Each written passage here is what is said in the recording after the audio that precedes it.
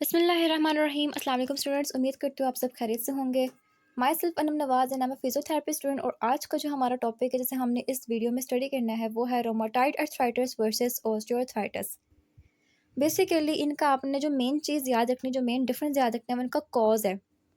जो आपका रोमाटाइड अर्थराइटिस है ये आउटो इम्यून है, मतलब आपके इम्यून सिस्टम के डैमेज होने की वजह से रोमाटाइड अर्थराइटिस अक्कर होता है। आपकी अपनी ही बॉडी की इम्यून सिस्टम क्या करती है, आपके जॉइंट्स को अटैक करती है, वहाँ पे पेन कॉज कराती है, वहाँ पे इन्फ्लेमेशन कॉज कराती है।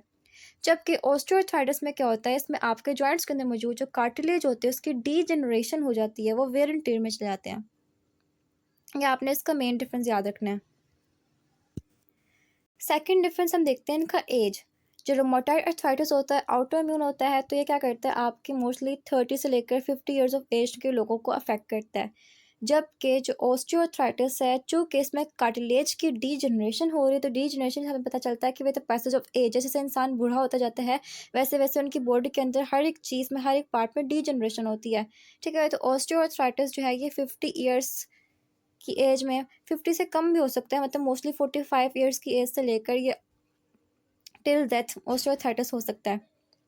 ठीक है, इसके अलावा एक और मेजर डिफरेंस का ये है कि कौन कौन से जॉइंट्स को इफेक्ट करता है। तो आपका जो रोमाटाइड अर्थराइटिस है ये मोस्टली स्मॉल जॉइंट्स को अफेक्ट करेगा। आपके हैंड्स हो गए, रिस्ट हो गए, फीट हो गए, आपके फिंगर जॉइंट्स हो गए, उनको अफेक्ट करेगा। जबकि जो ऑस्टियोआर्थराइटिस है ये वेट बेयरिंग जॉइंट्स को अफेक्ट करता है। जैसे हम कहते हैं ना कि नी ओए के पेशेंट ओपीडी में आया, यानी कि नी ऑस्टियोआर्थराइटिस का पेशेंट ओपीडी में आया है। ठीक है, इसके अलावा हिप की ऑस्टियोआर्थराइटिस होती है, स्पाइन की ऑस्टियोआर्थराइटिस होती है।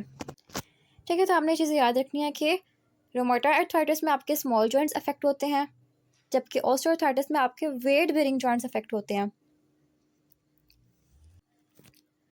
नेक्स्ट है मॉर्निंग स्टिफनेस। रोमाटाइड अर्थराइटिस में जो मॉर्निंग स्टिफनेस होती है वो ग्रेटर देन 1 आवर होती है। मतलब जो पेशेंट होता है, जो रोमाटाइड अर्थराइटिस का होता है, उसको सुबह के टाइम पे अपने जॉइंट्स में स्टिफनेस महसूस होगी, वो 1 घंटे से ज़्यादा टाइम के लिए होगी। जबकि जो ऑस्टियोआर्थराइटिस है उसमें सिर्फ और सिर्फ 30 मिनट्स तक जो है वो आपको मॉर्निंग स्टिफनेस फील होती है। ठीक है, देन आता है स्वेलिंग। रोमाटाइड अर्थराइटिस में सॉफ्ट टिश्यू जो होते हैं वो स्वेल होते हैं, उनकी स्वेलिंग होती है। जबकि जो आपका ऑस्टियोआर्थराइटिस है उसमें आपकी बोनी स्वेलिंग होती है, आपका जो बोन होगा वो स्वेल होगा। ठीक, लैब टेस्ट में हम लोग जो है वो आरएफ टेस्ट कराते हैं, एनटीसीसीपी टेस्ट कराते हैं पॉजिटिव। ये इतना इंपॉर्टेंट नहीं है, ये एमएलटी वालों के लिए इंपॉर्टेंट है, डीपीटी वालों के लिए इंपॉर्टेंट नहीं है। इसके अलावा ऑस्टियोआर्थराइटिस में हम लोग क्या करवाते हैं, मतलब यूजुअली ये नॉर्मल होता है तो हम इसमें हम लैब टेस्ट वगैरह नहीं कराते। रोमाटाइड अर्थराइटिस जो कि जाहिर सी बात है ऑटो इम्यून है, तो इसको डायग्नोस करने के लिए फिर हम कुछ लेबोरेटरी टेस्ट कराते हैं। एक्सरे फाइंडिंग्स में क्या हमें देखने को मिलता है, जो रोमाटाइड अर्थराइटिस होता है ना उसमें जॉइंट की इरोजन दिखने को मिलेगी हमें, जैसे कि आपको दिख रही है बोन की इरोजन हुई हुई है। ठीक है, नैरो हुआ हुआ है।